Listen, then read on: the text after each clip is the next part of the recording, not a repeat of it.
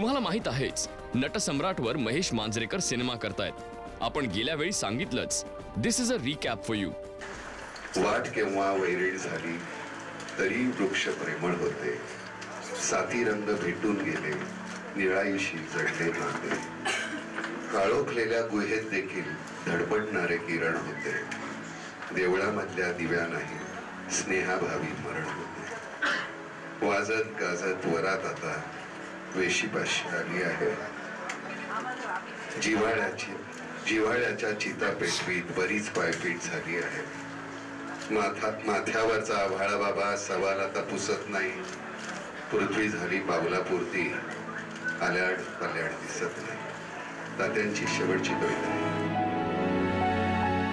कुसुमाग्रजांनी लिहिलेलं नटसम्राट ही एका नटाची शोकांतिका आहे, ज्याने रंगमंचावर सदैव उभं राहून लोकांचं रंजन केलं।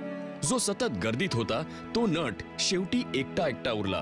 मग नाना आणि महेशला हा सिनेमा आत्ता का करावा असा वाटला? अशी कोणती गोष्ट होती या नाटकात जी या दोघांना भिडली? तर ती होती गर्दीत असूनही सदैव बोचणारा एकटेपणा। 9X झकासचा हा लय भारी रिपोर्ट खास तुमच्यासाठी।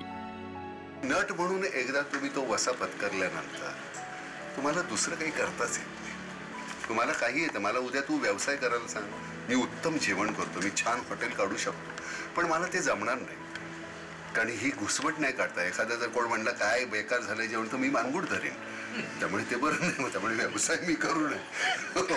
कसं चांगलं झालं नाही, कोलंबीचं घालून कसं चांगलं नाही, सगळे म्हणतात तुला का नाही आवडलं, तसं चालत नाही, आणि धंदा आम्हाला जमणार नाही, ह्यालाही नाही जमणार, मलाही नाही जमणार। आम्हाला कुटुंब नाही आहे ग, मला माझी बायको नाही, आई नाही, मुलगा नाही, भाऊ नाही, कोणीच नाहीत, आमचे कोणी नाहीतच। आम्ही आपला कोण बाबा, आज बेलवलकर आहे, काल कोण गुलाबराव होता, त्याच्या आधी दिगप्पा होता, अशी प्रत्येक ह्यांची दुःख उधार घेऊन आम्ही जगत असतो। कारण ही पिशाच्यासारखी जी पात्र माझ्यामध्ये जी आली आहेत, ही लेखकांनी टाकलेली, त्यांचीच सुखदुःख आम्ही आमची समजत राहिलो, ती खरी ती आमची नव्हती ग।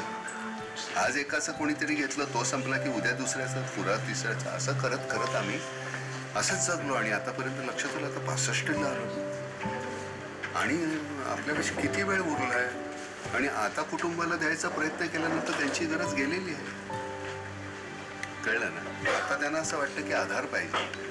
नटसम्राट मधला बेलवलकर बायकोला 75व्या 70व्या वर्षी म्हणतो, एक गोष्ट इतक्या वर्षात सांगायची राहून गेली की माझं तुझ्यावर खूप प्रेम आहे। नटाला पर्सनल आयुष्य उरत नाही, ऐकलंय तुम्ही तुमचे उरत नाही, गर्दी घेरून टाकते तुम्हाला। या गर्दीतून वाट काढत तुमची नजर कुटुंबापर्यंत पोहोचेलच असं नाही।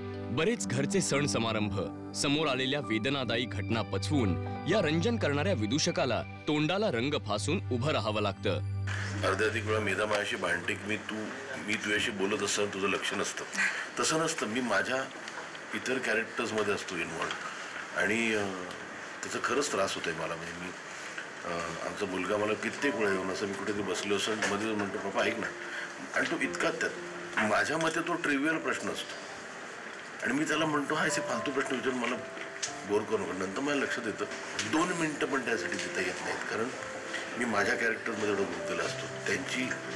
त्यांची सुखदुःख, त्यांचे प्रॉब्लेम मी सॉल्व्ह करण्यामध्ये मी स्वतःच्या मुलांचे प्रॉब्लेम सॉल्व्ह करू शकत नाही, आणि it's a very scary process. म्हणजे मला वाटतं मी नटसम्राट नंतर मी सिनेमा करायचं नाही, आय थिंक आय नीड त्यांना सगळ्यांना घेऊन निदान एक सुट्टी, वेळ क्षमा मागण्याची एक वेगळी पद्धत तसंच असतं।